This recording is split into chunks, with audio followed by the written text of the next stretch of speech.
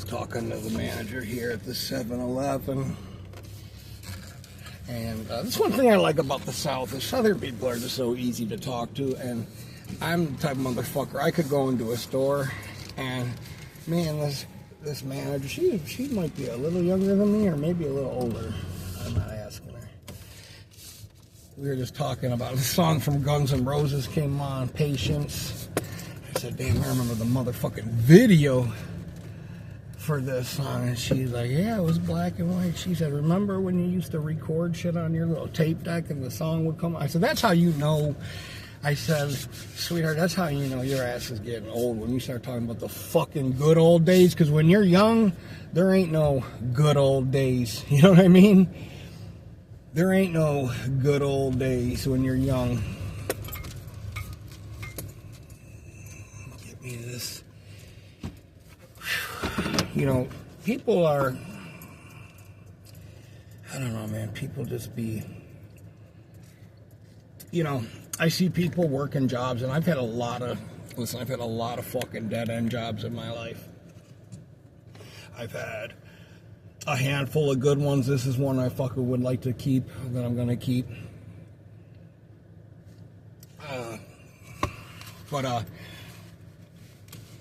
You know, no matter, especially when I got sober, you know, like, fuck, where was I working that I hated?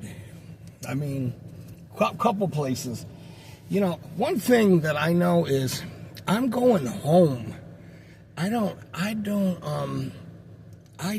live with these fucking people at the end of the day. You know what I mean? Like, I'm going home. This isn't jail. I'm going home. We don't have like, I'm not married to this coworker. This coworker ain't my roommate.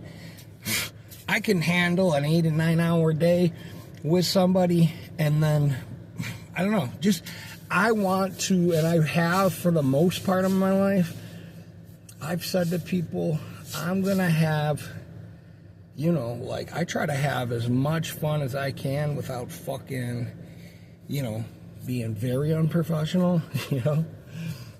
I don't know.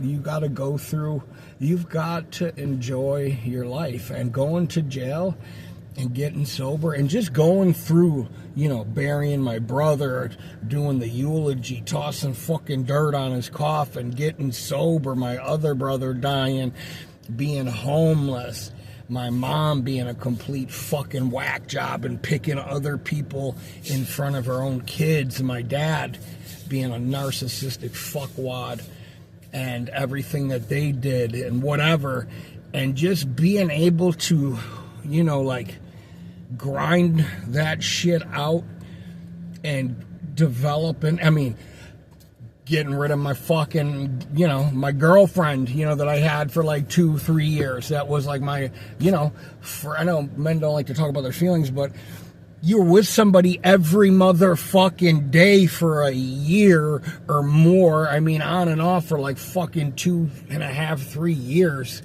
You know, like, we met during COVID and shit, you know, right when COVID had started.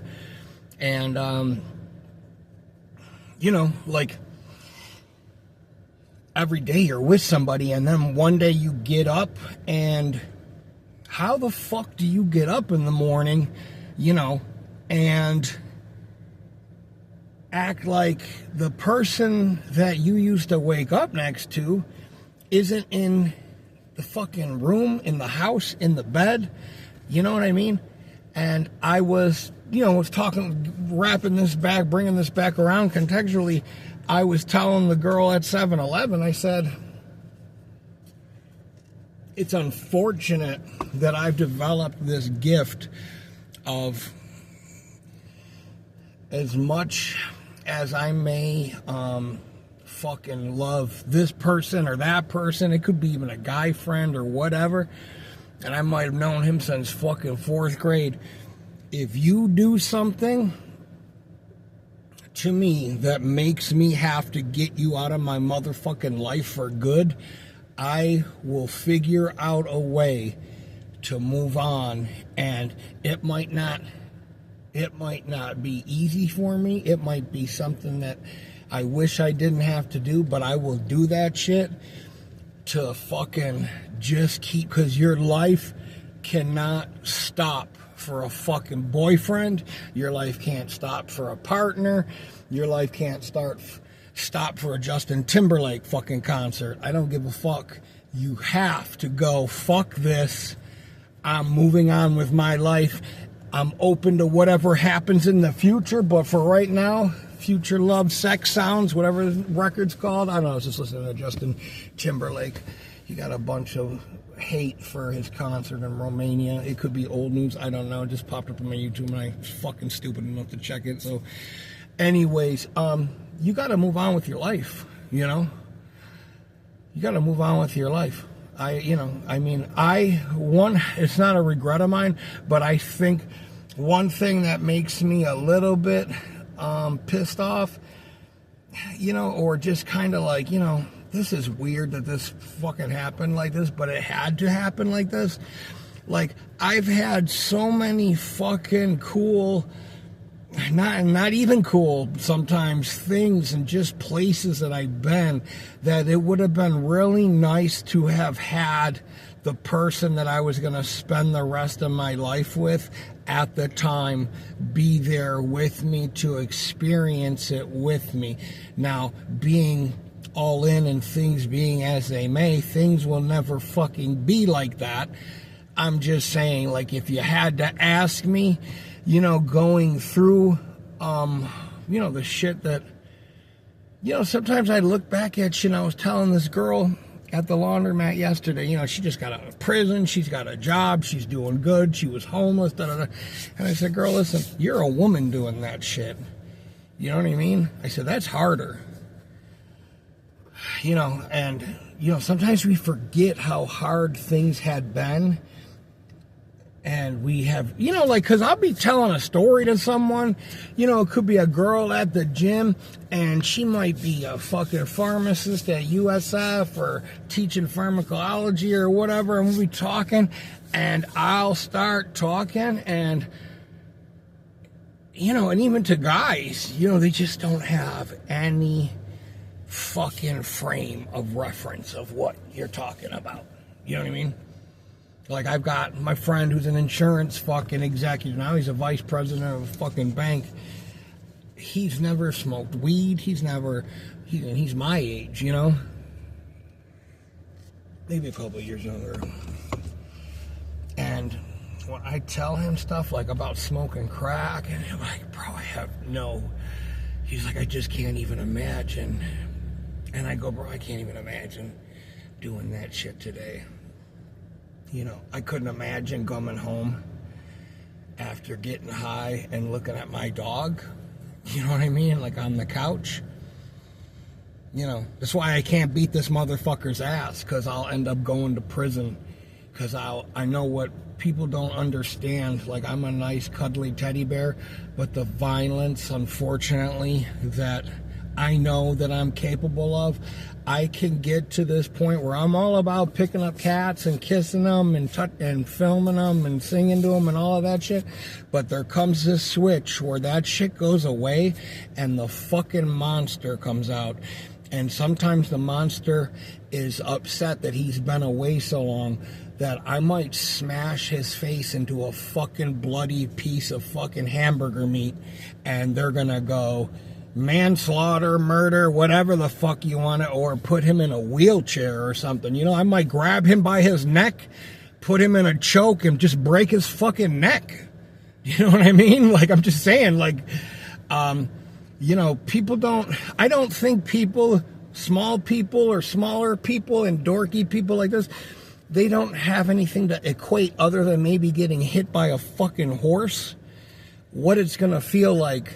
You know what I mean?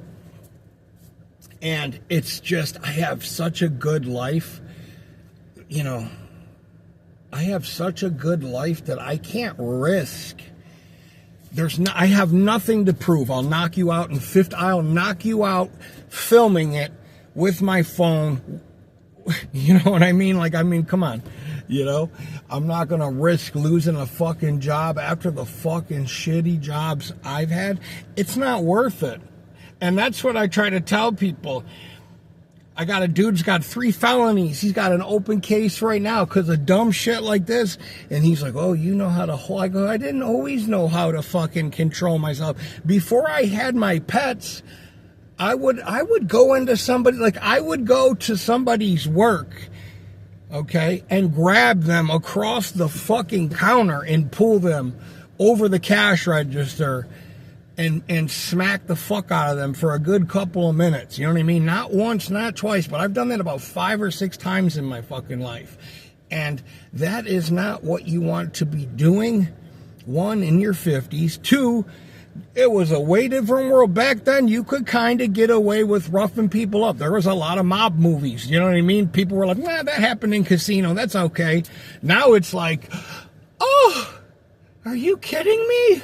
You know, like you gotta fucking, everybody's got a camera. And then, is that worth $4,000 fucking dollars to pay a lawyer, bro? You could go to Tahiti for $4,000 fucking dollars. You know what I mean? That's just too much money. You know, if I'm gonna spend $4,000, I'm banging fucking Britney Spears. I'm going in a time machine, banging her when she was in the Oops, I Did It Again video, getting a bunch of drugs, and it's gonna be like a 2 or 3 day thing. Not going in front of a judge shackled to another smelly motherfucker on a bus, going under a tunnel, people looking at you fucking naked and shit, bending and coughing. Get the fuck out of here. This dude, God will fucking figure that. God is God, first and foremost. God is going to take care of. I'm not even looking for, like, you threw a fucking rock at a truck window that, 1, it ain't my truck. 2, the insurance is taking care of it. 3, yeah, I understand. You are owed a beating. You know what I mean? Like, but I just know the world that we live in here. You're a mixed black kid. You're going to play the fucking, oh, you know, he looks like he's in a fucking racist gang. They'll pull some shit up you put on YouTube, you know, about hating the fucking rap band or hating rap. And they'll be like, you know, I'm just saying, like, I don't need this shit. You know, I don't need this shit. I'm at my age, I'm just happy I can get an erection without drugs. And I don't want to spend any time anywhere where all I'm doing is surrounded by fucking dudes. You get what I'm saying?